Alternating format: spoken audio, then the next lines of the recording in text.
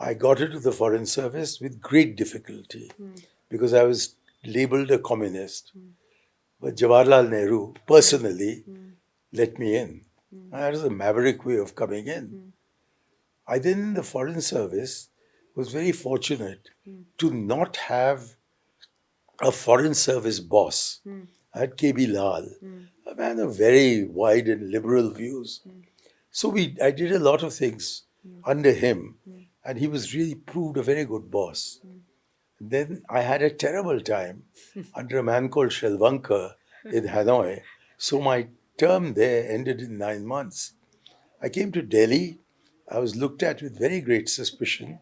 But within a couple of weeks, my directors were asking me, why have you been told that you're a very difficult officer?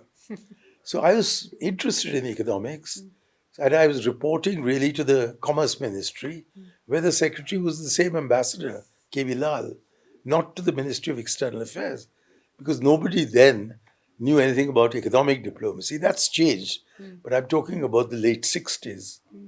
And then I went back to Brussels only because K.V. Lal got posted back to Brussels. But my posting was to the European Economic Community, where there was a major change coming in our trade outlook because the UK joined the common market and they had signed a document called the Joint Declaration of Intent, which related to the South Asian Commonwealth countries. But between the signing of the JDI and our arriving in 1973, May in Brussels, the, the two countries had split up because of the Bangladesh Liberation War.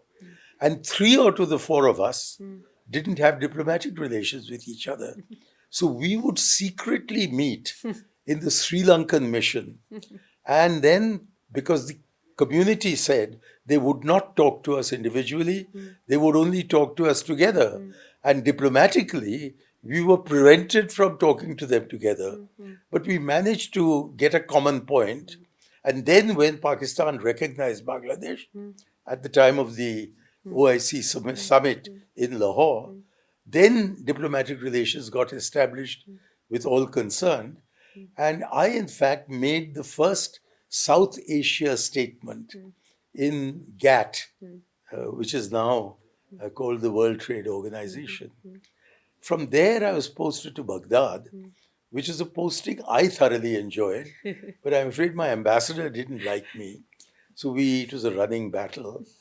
And then I was given independent charge as the Consul General in Karachi. And that was the high point of my diplomatic life.